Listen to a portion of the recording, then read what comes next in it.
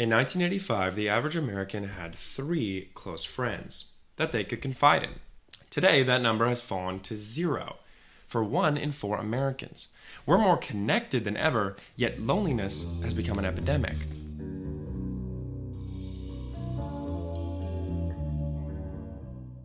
How did we get here?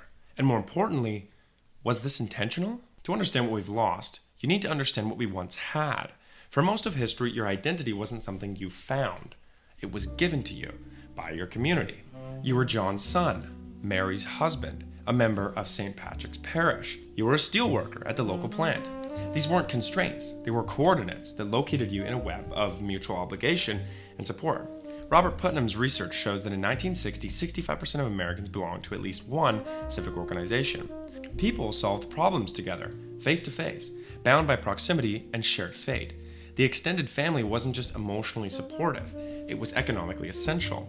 3 generations under one roof meant built-in childcare, elder care, and financial resistance. Your cousin could get you a job, your uncle taught you your trade, and your grandmother watched your kids. These communities provided something essential, belonging with requisites. You didn't have to be interesting or even particularly liked. You just had to show up. The dismantling of community didn't happen overnight. It's been a decades-long process driven by specific economic and cultural forces.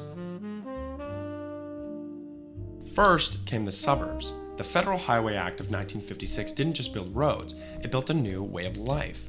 The nuclear family, isolated in their suburban castle, replaced the multi-generational household. The car replaced the sidewalk, the mall replaced Main Street, and consumer culture needed individuals, not communities. Communities share things. Edward Bernays, the father of public relations, understood this explicitly. In his words, we must shift America from a needs culture to a desires culture. Television completed what suburbanization started. By 1970, the average American watched 5 hours of TV daily. Shared public spaces emptied as people retreated into private, curated realities. Why attend the town meeting when you could watch Johnny Carson? I grew up with you, listened to your music, in high school and so forth. The knowledge economy accelerated atomization. Unlike factory work, which clustered people in place, the modern economy scattered them. Following your career meant leaving your hometown, your family, and your roots. LinkedIn replaced the local union. Then, corporate culture colonized social life. We began to speak of networking instead of friendships, social capital instead of community. Relationships became instrumental. What can this person do for my career? Then came the internet, promising to reconnect us, but instead, it delivered the final blow. Facebook transformed friendship into a number. Instagram turned life into a highlight reel, and Twitter made every opinion a potential cancellation. The algorithm doesn't want community, it wants engagement. Outrage travels further than agreement, and division creates more clicks than unity. We're not citizens of digital communities, we are being forged into products, all while dating apps commodified romance. Why work through problems with your partner when 1,000 alternatives are a swipe away? The paradox of choice has paralyzed us.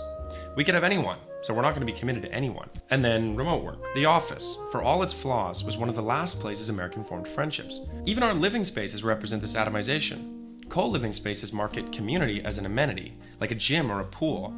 But a real community isn't an amenity, it's a necessity. It's something you subscribe to, it's something you're born into, marry into, or you slowly earn your way into it. These results are measurable and devastating. Deaths of despair, suicide, overdose, and alcoholism have skyrocketed, particularly among middle-aged whites without college degrees.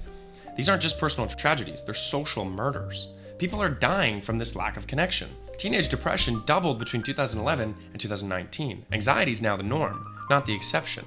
We medicate what we should be addressing structurally. And now, political tribalism fills the void left by actual tribes. Online fandoms replace local organization. Conspiracy theories provide the meaning that mainstream institutions no longer offer. Trust has totally collapsed. In 1972, 46% of Americans believed most people could be trusted. Today, 31%. Every interaction has become transactional, every stranger a threat. High-trust societies have lower transaction costs, more innovation, and better public goods. The atomized society isn't lonely. It doesn't even work. So the solution isn't to be nostalgic. We can't and shouldn't return to the 50s, but we must recognize hyper-individualism is a failed experiment. Some are already building a solution: intentional communities that balance individual freedom with collective belonging, multi-generational housing that reconnects families. Technology can serve community if we demand it. Platforms should optimize for connection, not engagement. Algorithms could promote local events, not global outrage, but this requires rejecting the business model that treats isolation as a profit center. Ultimately, to rebuild community, we're going to have to sacrifice. It means choosing the local over the global, and it means accepting constraints on our absolute freedom in exchange for belonging. The death of community wasn't natural or inevitable. It was engineered by those who profit from our isolation. But what was engineered can be re-engineered. We need community. We're dying without it. The question is whether you're willing to do what it takes.